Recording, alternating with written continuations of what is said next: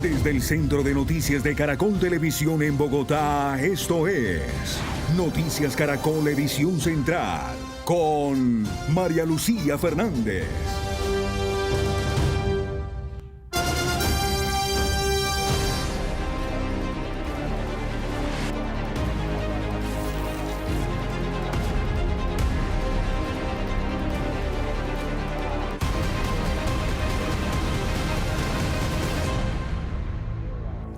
Buenas noches y bienvenidos a la emisión central de Noticias Caracol. Hoy la NASA marcó otro hito en la conquista del espacio. El módulo Orión de la misión Artemis II recorrió el lado oculto de la Luna y estudió puntos inexplorados por los astronautas en 53 años, desde el último viaje al satélite. Lo que ustedes ven exactamente a esta hora, 7 de la noche, 3 minutos, hora de Colombia, es la señal en vivo de la NASA después de superar uno de los momentos más críticos de esta misión. Hace poco más de media hora, el Centro de Control en Houston, Texas, retomó el contacto con Orión. Estas son imágenes del momento en que se vuelve a recibir la señal del exterior y el interior de la cápsula, que estuvo incomunicada con la Tierra durante 40 minutos a su paso por el lado más oculto de la Luna. Estaba previsto que ocurriera, sin embargo, fue un momento de enorme expectativa por el hecho de que la pequeña cápsula y sus 4 ocupantes quedaron literalmente a su suerte en el espacio exterior. A lo largo de esta jornada, las 32 cámaras de la nave enviaron imágenes y los miembros de la tripulación describieron con gran detalle ese lado lejano de la superficie lunar. El piloto Victor Glover dijo que había mucha magia ahí, en esa línea móvil que separa los dos hemisferios lunares. Y uno de los momentos más emotivos de la jornada se produjo cuando la tripulación estaba nombrando varios puntos de referencia en la Luna. Uno de ellos se llamará Carol, en honor a la difunta esposa del comandante de Artemis II, Ray Wiseman, que falleció tras una larga lucha contra el cáncer. Tras el anuncio, los 4 se fundieron en un abrazo emocionado. Y después de al menos 7 años de preparación, la de hoy es la jornada crucial de Artemis II. Así es que, Andreina, ¿cuál ha sido la ruta del navío en las últimas horas? Malú, la cápsula Orión, con 4 astronautas a bordo, despegó el 1 de abril desde el Centro Espacial Kennedy en Florida. Se desprendió gradualmente de sus sistemas de propulsión, desplegó paneles solares y navegó con rumbo a la Luna. Eso es lo que hizo los 5 días anteriores, pero para entender la jornada de hoy debemos concentrarnos en el punto 5 del gráfico que están viendo. A las 11:41 de la mañana de hoy, hora de Colombia, Orión entró en la esfera de influencia lunar. A las 12:56 del mediodía alcanzó este punto a 400.171 kilómetros de la Tierra, el lugar más lejano al que había llegado una misión con humanos a bordo, el Apolo 13 en 1970. Rompió el récord y se siguió alejando un poco más. A la 1:45 de la tarde inició las observaciones lunares, 7 horas en las cuales está estudiando la llamada zona oculta de la Luna, el lugar más distante al que ha llegado el hombre. Y poco antes de las 6 de la tarde, en ese proceso de orbitar la zona lunar más lejana, experimentó uno de los procesos más críticos: quedar aislado en el espacio, sin comunicación alguna con la Tierra. En medio de ese bache, Orión alcanzó el punto de más acercamiento a la Luna previsto en esta misión. Al mismo tiempo, llegó a alejarse hasta 406.760 kilómetros de la Tierra. Ese es el nuevo récord de distancia, y a poco antes de las 6:30 de la tarde, a las 6:28 aproximadamente, se retomó el contacto. Una jornada de registros históricos. La misión Artemis II atraviesa uno de los puntos más críticos de su recorrido, el paso por el lado oculto de la Luna, una fase en la que la nave queda sin comunicación con la Tierra y debe operar de una manera completamente autónoma. Este momento también conecta con la historia. Jim Lovell, el astronauta que hizo célebre la frase "Houston, tenemos un problema", y que falleció en agosto de 2025, antes de su muerte dejó grabado un mensaje que hoy acompaña esta misión. Hello, Artemis II. This is Apollo astronaut Jim Lovell. Welcome to my old neighborhood. Hola Artemis 2, soy Jim Lovell, astronauta del programa Apolo. on Apollo 8. Bienvenidos a mi antiguo vecindario. Cuando Frank Borman y Bill Andrews y yo orbitamos la Luna en Apolo 8, la humanidad tuvo la primera visión cercana de la Luna y una perspectiva de nuestro planeta que inspiró y unió a personas de todo el mundo. Desde muy temprano, la tripulación a bordo de la nave Orión se preparó para este momento.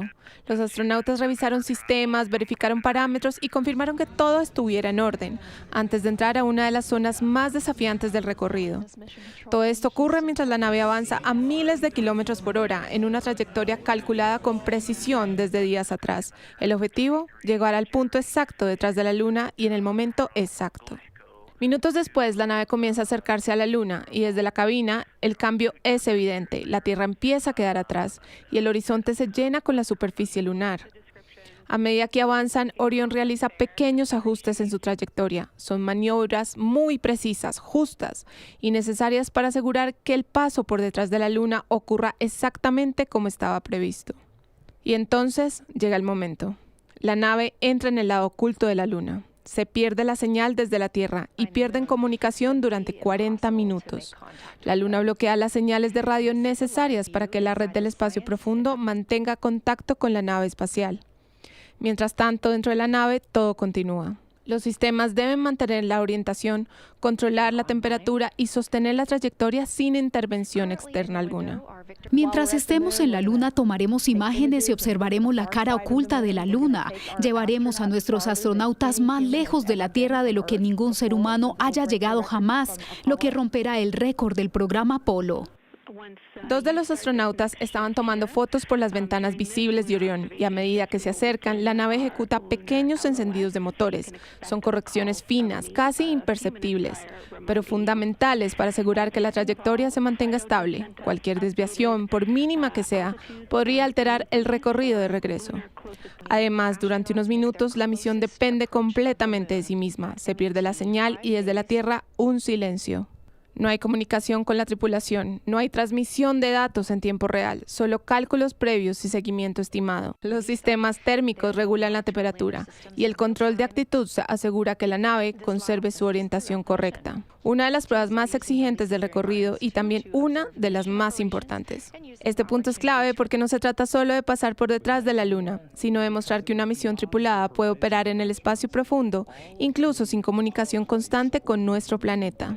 Luego, poco a poco, la nave comienza a salir de la zona. La señal regresa y con ella la confirmación de que todo salió en orden. Houston, integrity, comm check. Integrity, we have you loud and clear. Hami. Superado este punto, el recorrido continuará alrededor de la Luna. Orión no se detendrá ni entrará en órbita prolongada. Lo que hará es aprovechar la gravedad lunar para cambiar de dirección y preparar su regreso a la Tierra. Este es un giro supremamente calculado, que gracias a ese impulso la nave queda alineada en una trayectoria de retorno. A lo largo del día la misión seguirá recorriendo información clave, datos de navegación, de comportamiento de la nave y el funcionamiento de sus sistemas en esta zona, datos importantes para las próximas misiones tripuladas.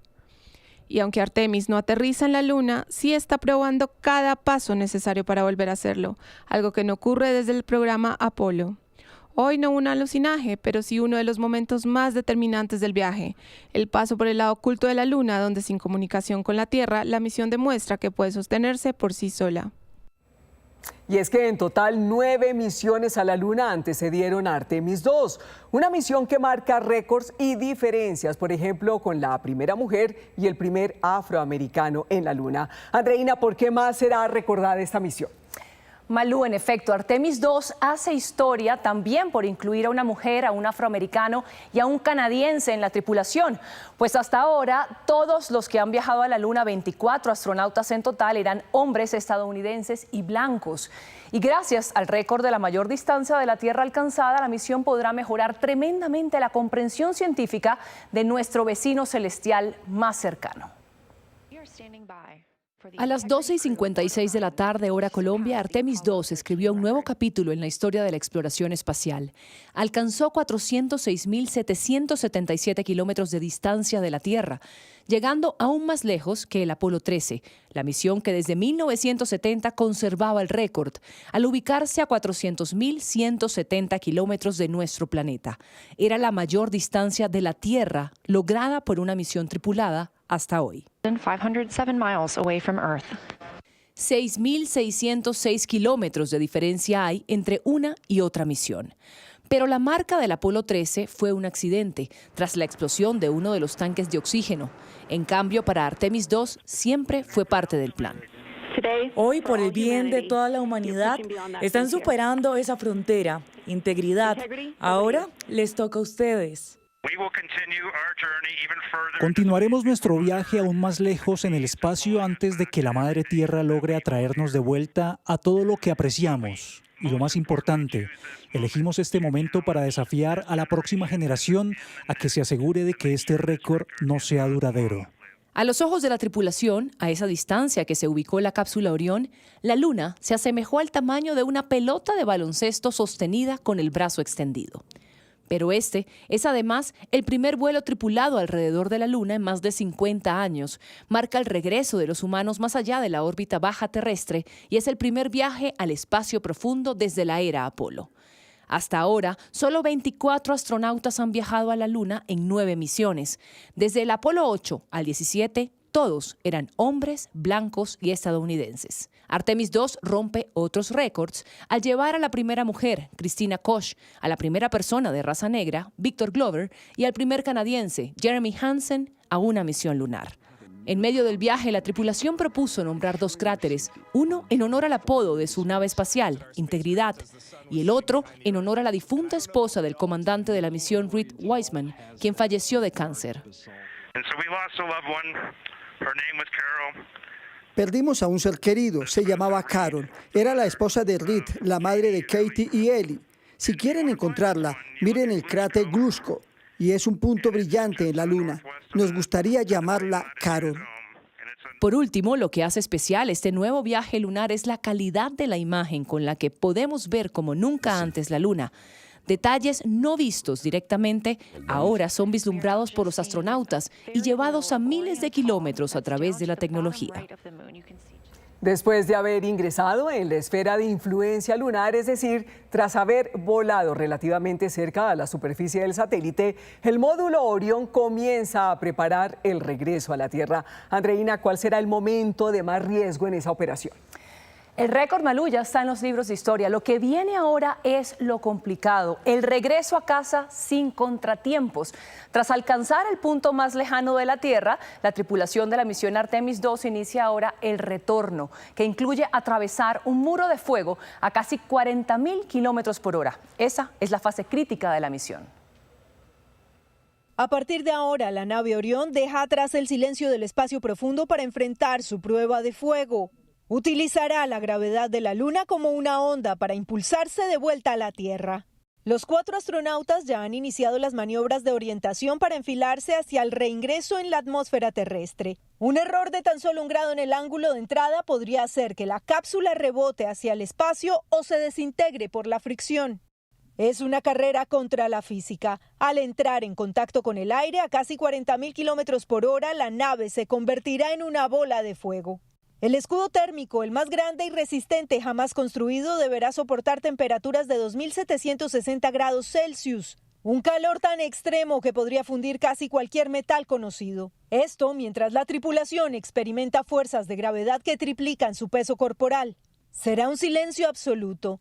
El llamado velo de plasma, una capa de gas electrizado que rodea la nave, corta toda comunicación con la Tierra. Serán los minutos más largos para la NASA, en los que nadie sabrá si Orión sobrevivió al reingreso hasta escuchar de nuevo la voz de los astronautas. Para evitar que la nave se desintegre, la agencia espacial utilizará una maniobra llamada salto atmosférico. Es como una piedra rebotando en el agua. La cápsula tocará la atmósfera, rebotará para perder velocidad y luego caer de forma segura para el despliegue de los paracaídas. Esto reduce el calor y evita que los astronautas soporten una presión que podría ser mortal. Mientras tanto, en el Pacífico, la Marina de Estados Unidos ya tiene sus barcos listos. El destino es un punto exacto frente a las costas de Baja California, al sur de San Diego, en donde se espera el amerizaje final.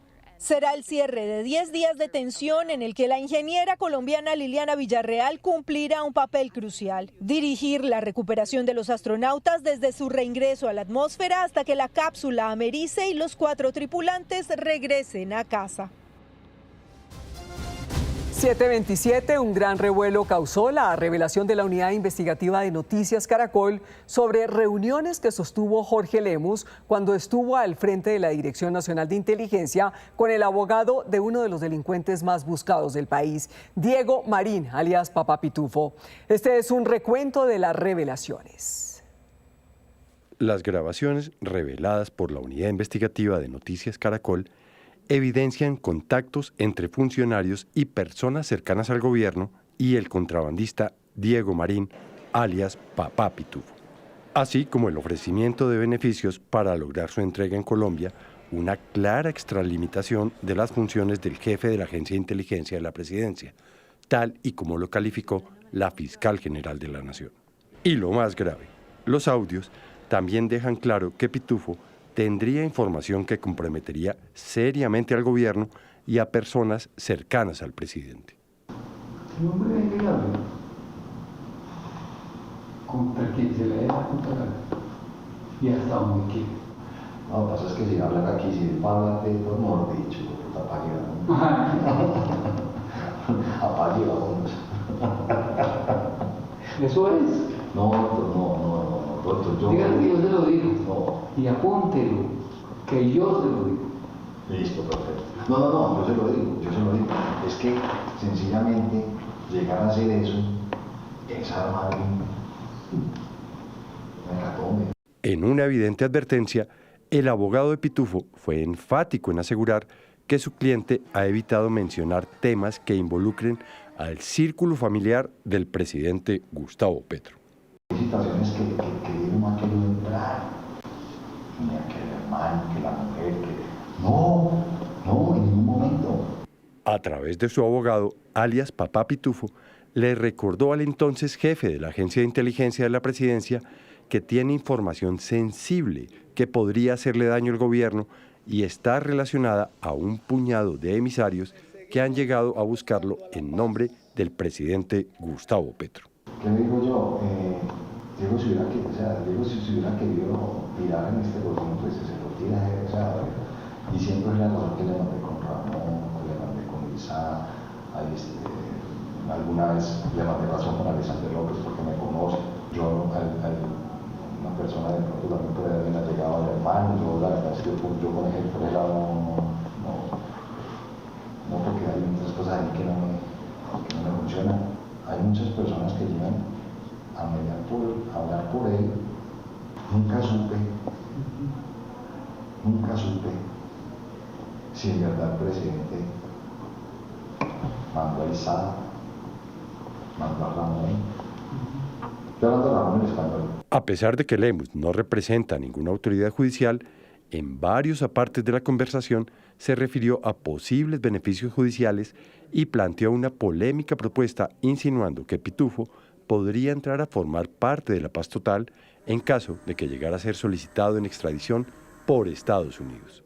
Le seguimos apostando a la paz. Lo de seguridad, si el hombre decide él y le garantizamos eso, que sea de bajo perfil, le garantizamos seguridad, que no vayan a joder, garantía de que la fiscalía pues se corte verdaderamente públicamente.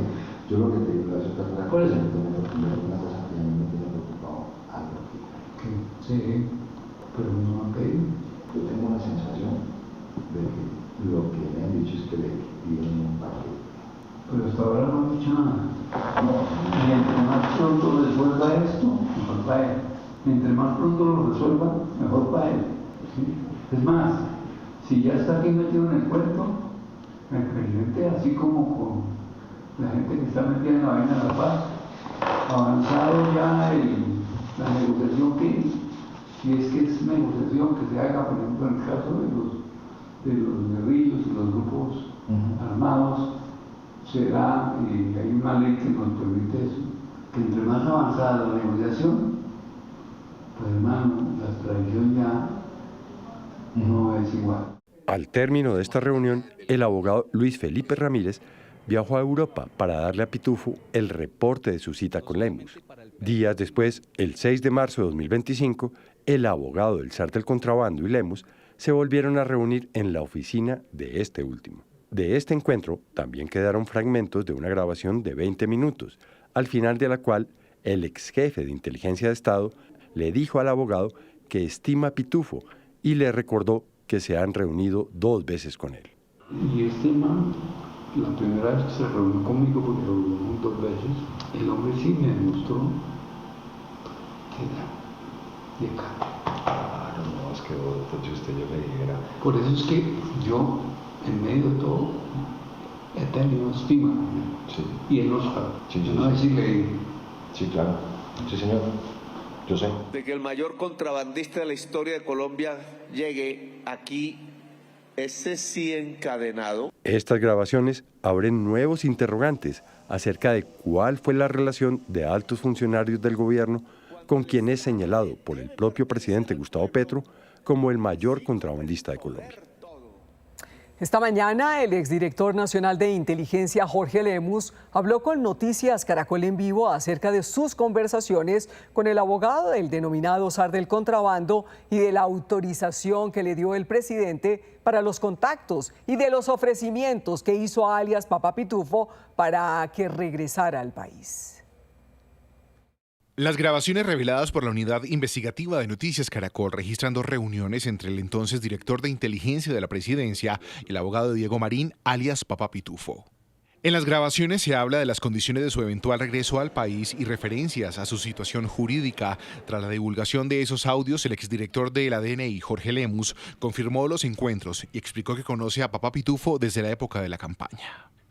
Sí, fueron 2 reuniones. Estuvimos conversando sobre la posibilidad que él diera una plata para la campaña. Pero en verdad el presidente dijo, no, mejor de esa plata no recibamos nada. En los audios se plantean dudas sobre el destino de ese dinero y su relación con la campaña presidencial. Frente a eso, Lemus aseguró que el dinero fue devuelto. Sí, pero partamos de que no entró a la campaña. Esa plata no entró. Es más, él la tenía y el presidente le ordenó que la devolviera, claramente así. Él le ordenó que la devolviera. Y la devolvieron y además Xavi Bertrell la devolvió y había otro español que el doctor Augusto Rodríguez le solicitó que grabara la devolución de la plata. Dentro de esa misma explicación, Jorge Lemus hace referencia a un video que registraría el regreso del dinero y que hasta el momento no se conoce públicamente. Porque él no nos lo devolvió, no lo entregó, desafortunadamente. Yo sí lo vi, María Jimena Duzán también lo vio. Nosotros lo vimos y sabemos que él lo tiene. Otro de los elementos contenidos en las grabaciones es la posibilidad de un ingreso al país de Papá Pitufo con reserva y condiciones de seguridad jurídica ante la Fiscalía. ¿Por qué será eso de lo del bajo perfil? Porque él manifestó que algunas de las personas de las cuales él ya había hablado lo podían matar, entonces que era necesario entrar a Colombia de bajo perfil. Lemus también delimitó su papel en esos contactos con el abogado y aseguró que las órdenes de esas reuniones se dio desde presidencia. ¿El único autorizado por el presidente de la República era usted? Con el abogado para hablar, sí, claro. Y yo hice misión de trabajo y todo el cuento, yo sí me curé en eso, dejé la trazabilidad. Lemus insistió en que no intervino en competencias jurídicas y definió el alcance de su actuación. Que el ofrecimiento mío era simplemente venga y se entrega a la Fiscalía, allá le deciden, ese era el ofrecimiento.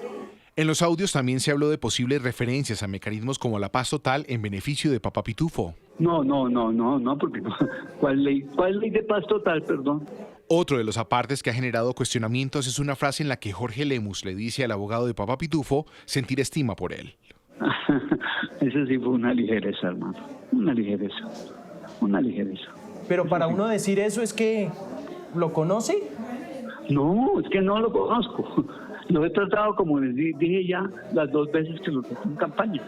El exdirector de inteligencia explicó cómo se produjo el acercamiento que dio origen a esos contactos. El abogado nos buscó a nosotros por intermedio de una fuente que, así como ustedes guardan la reserva de las fuentes, yo tampoco la puedo dar, pero la fuente fue la que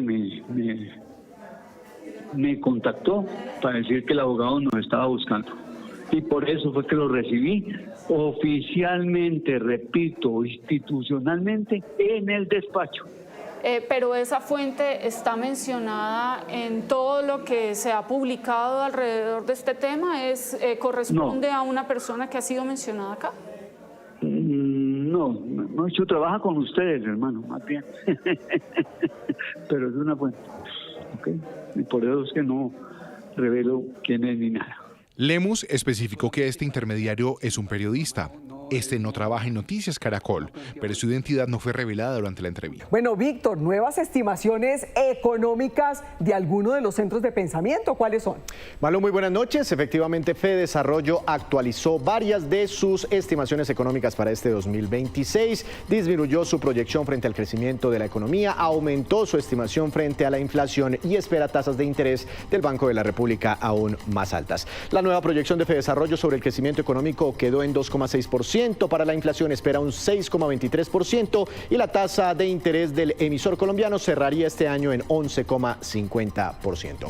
En más información, el año pasado Colombia registró una producción de leche de vaca de 8.405 millones de litros para Fedegan. Este es el mayor registro de los últimos 20 años, en buena medida por condiciones climáticas más favorables para el sector y también por una reactivación gradual en el consumo, entre otros factores. Indicadores económicos: cayó el dólar, mañana regirá una tasa representativa del mercado de 3.664 pesos con 41 centavos. Subió un poco el petróleo de referencia Brent hasta los $109 con 77 centavos por barril. También subió el café, precio de referencia para mañana 2.270.000 pesos por carga en promedio. Continúe con Noticias Caracol. Lo último en Noticias Caracol. Mucha atención, a esta hora hay noticia de Ricardo Roa, presidente de Ecopetrol. Laura Rojas, ¿qué decidió la Junta de la Estatal Petrolera sobre el futuro en la empresa? ¿Qué tal? Muy buenas noches. El presidente Ricardo Roa sale temporalmente de Ecopetrol, así lo aceptó la Junta Directiva. Va a tomar primero vacaciones a partir de mañana 7 de abril hasta el 27 de mayo y a partir del 28 de mayo tomaría una licencia no remunerada. De momento esta información no ha sido publicada en la Superintendencia Financiera, pero se conoce quién va a ser el presidente encargado. Será Juan Carlos Hurtado, quien actualmente se desempeña como vicepresidente de Hidrocarburos.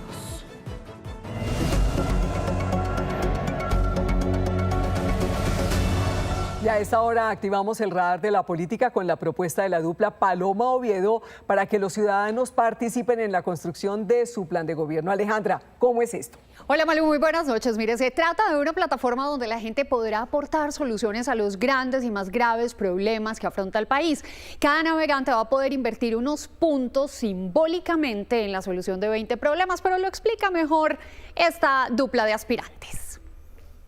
Por eso vamos a hacer un ejercicio que nos permita escuchar para sumar. Y vamos a suponer que te vamos a entregar 100 fichas para que sobre 20 problemas prioritarios que queremos resolver, asignes tus prioridades. Cada ficha que tú pones significa que ese problema te importa. Porque cuando uno es presidente de Colombia, lo que necesita no es sacar leyes ni echar discursos, sino invertir con la chequera del gobierno en la solución de los problemas de los colombianos. Ayúdanos a identificar cuáles son los temas que a ti te duelen.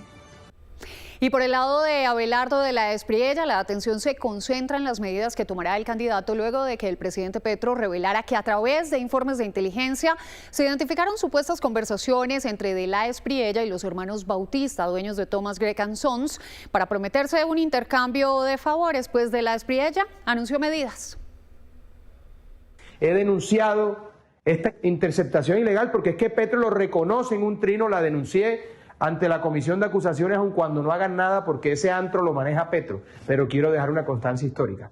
He presentado denuncia en la Fiscalía contra los miembros de la Dirección Nacional de Inteligencia, que es una cueva de Rolando, de bandidos, que no tienen fuero para que los investiguen ahí en la Fiscalía. Movámonos al centro. Por el lado de Sergio Fajardo, con escoba en mano, anunció su plan para luchar de frente contra la corrupción. Aseguró que su bandera principal será la de la protección de los recursos públicos. Lo primero,